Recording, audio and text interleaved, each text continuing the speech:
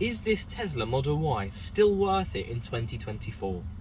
This right here is a 2022 Tesla Model Y long range, and in this video I'm going to be talking about my opinions of the car, a general overview of the car, and is it still worth it in 2024? So as you can see, this is a very basic POV of what you would look like as the driver of the Tesla Model Y, and a really cool feature that I want to show you on this car is just over here, and it is with the indicator. So just a really cool feature is if I was indicating left, as you can see, it shows you a little photo of the left hand side of the car.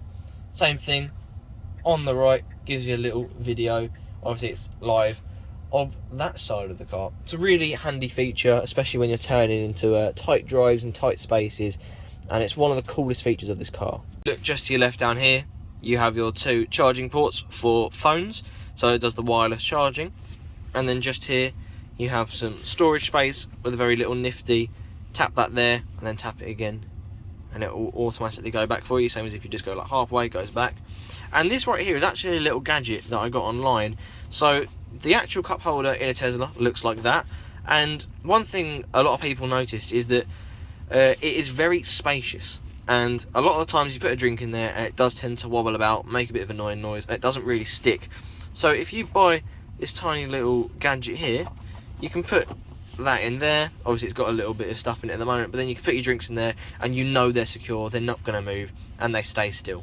So I'm not actually too sure where I got that from. I believe it was Amazon, so I'm going to put a link to that in the description below just in case you want to get yourself one. When asking is this car worth it in 2024, I think one key factor you have to look at is just what makes it different. And one thing that makes this car really unique is that it is constantly self-updating. It's constantly getting updates online, so you're not having to do any of the updates yourself, and it's constantly reinventing itself, making itself a better car for the driver, and just making these updates beneficial to everyone. So obviously this is a dual motor car, which means there is a motor at the front, motor at the back, making this car a four-wheel drive. And after having this car for 2 years, I can definitely say that this car is a very reliable car, because you see a lot of stuff online saying about how Tesla isn't reliable and their cars sometimes, you know, just break down, they're not very good because they're electric, and you get a lot of people who are quite haters about that. But this car couldn't be more reliable, and I could say the same about other Teslas, like when we had the Tesla Model 3. That was such a reliable car, really good, and these cars can go for hours and hours, long journeys, and you never really have an issue with them. The only issue you have is finding a place to charge them.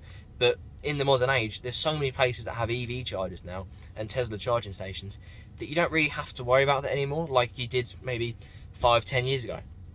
So bringing us on to the next part, let's look at the screen. Obviously with the screen, it's quite basic here. You've got the bonnet, which opens the bonnet or the front.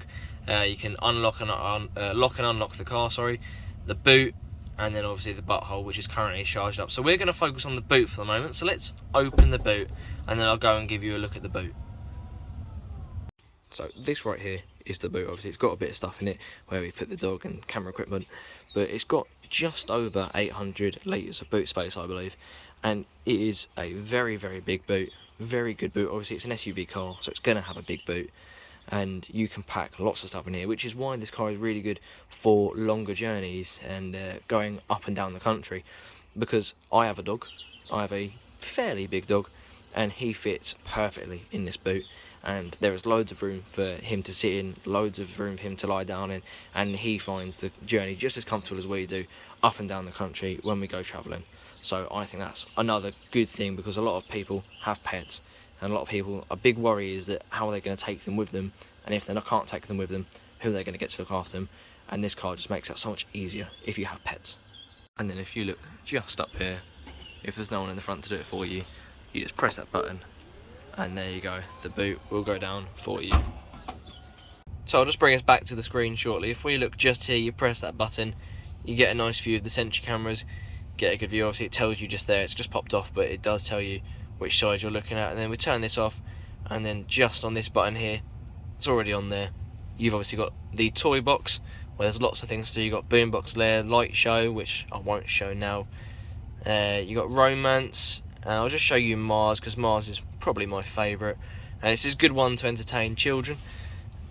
If you press multiplanetary species and then turn that off, your car is now a rover on Mars, and I think that's a really good feature and just quite a quirky feature.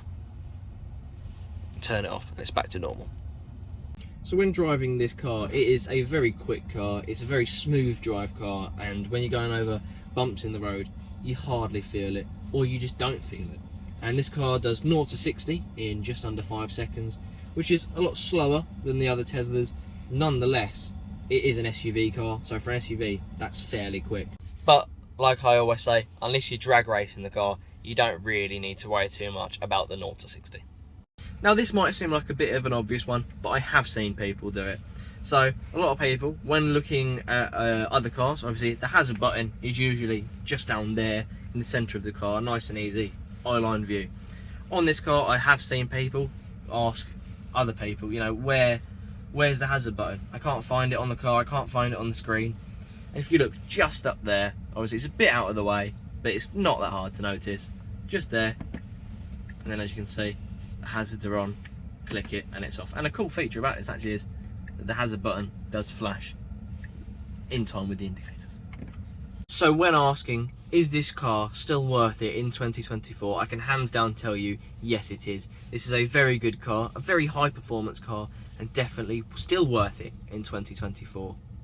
So that's going to be the end of the video today. Obviously it was just a brief overview of the car today, but if you want a more in-depth video and a more fuller video about all the features of the car and what the car has to offer, let me know in the comments below. We can definitely sort that. So thank you for watching, and I'll catch you next one.